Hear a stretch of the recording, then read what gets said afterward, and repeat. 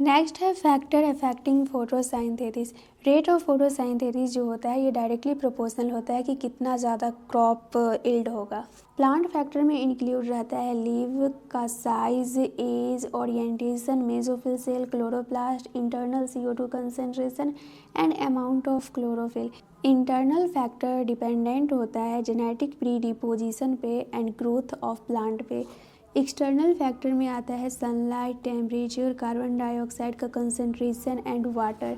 Rate वही determine करता है जो कि सब ऑप्टिमम लेवल में हो, मतलब कि जो ज़्यादा अमाउंट में होता है वो रेट को डिटरमाइन नहीं कर सकता है, जो सबसे कम अमाउंट में रहता है वही रेट को डिटरमाइन करता है।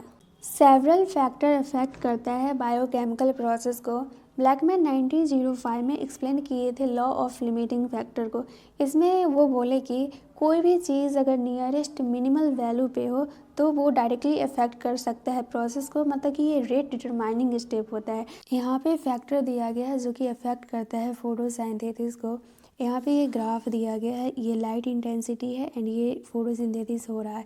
जैसे जैसे लाइट इंक्रीज़ कर रहा है फोटोसिंथेसिस भी इंक्रीज़ कर रहा है, बट एक टाइम पे ये सैचुरेट हो जाता है। तो वही यहाँ पे दिया गया है, लीनियर रिलेशनशिप है लाइट इंटेंसिटी एंड फोटोसिंथेसिस के बीच में, मतलब कि CO2 फिक्सेशन रेट के बीच में। बट ये जो लीनियर रिलेशनशिप शो कर रहा है लॉ लाइट इंटेंसिटी पे शो कर रहा है, बाकी बात कांस्टेंट हो जा रहा है। यहाँ पर बोल रहा है लाइट का सैचुरेशन हो जाता है जब सन लाइट का 10% ही रे पड़ता है, तब ये सैचुरेट हो जाता है। यहाँ पे लाइट जो होता है ये रेयरली लिमिटिंग फैक्टर होता है नेचर में। कुछ डेंस एरिया हो गया, डेंस फॉरेस्ट वगैरह हुआ, वहीं पे लाइट लिमिटिंग रहता है। यहाँ पे बोल रहा है कि अगर इंसिडेंट लाइट इंक्रीज़ करता रहेगा तो ये ब्रेक कर देगा क्लोरोफिल का एंड इससे फोटोसिंथेसिस डिक्रीज़ कर जाएगा। नेक्स्ट फैक्टर में आता है carbon dioxide concentration. Carbon dioxide major limiting factor होता है फोटोसिंथेसिस के लिए। कार्बन डाइऑक्साइड का कंसंट्रेशन बहुत ही ज़्यादा लो होता है एटमॉस्फेयर में। कंसंट्रेशन दिया गया 0.03 से 0.04% तक। जब इसका कंसंट्रेशन इंक्रीज़ कर जाता है अप टू 0.05% तक, तब CO2 फिक्सेशन बढ़ जाता है एंड इसके बियॉन्ड जब ये जाता है तो डैमेज हो जाता है, मतलब कि प्लांट के लिए ये हार्मफुल है। C3 and C4 plant respond करता है CO2 के लिए डिफरेंट वे में। लो लाइट कंडीशन रहता है, अगर वहाँ पे हाई CO2 कंडीशन आ गया तो भी रिस्पॉन्ड नहीं करेगा C3 एंड C4 प्लांट, क्योंकि ये लिमिटिंग फैक्टर हो गया। रेट डिटरमाइनिंग स्टेप होता है जैसे कि केमिस्ट्री में limiting reagent.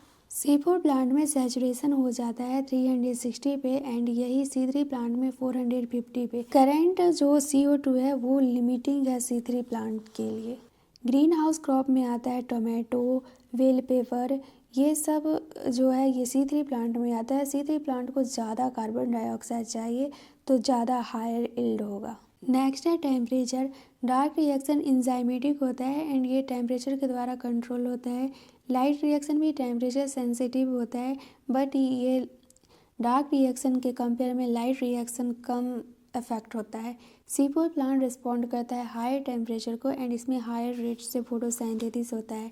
Temperature optimum depend करता है हैबिटेट पे। एग्जांपल में दिया गया है ट्रॉपिकल प्लांट जो रहता है उसके पास ज़्यादा टेम्परेचर ऑप्टिमम रहता है कंपेयर टू टेम्परेट। नेक्स्ट है वाटर। वाटर लाइट रिएक्शन का रिएक्टेंट होता है एंड जब स्ट्रेस हो जाता है वाटर का तो ये स्टोमाटा क्लोज कर लेता है एंड वाटर स्ट्रेस जो होता है वो लीफ को विल्ट बना देता है।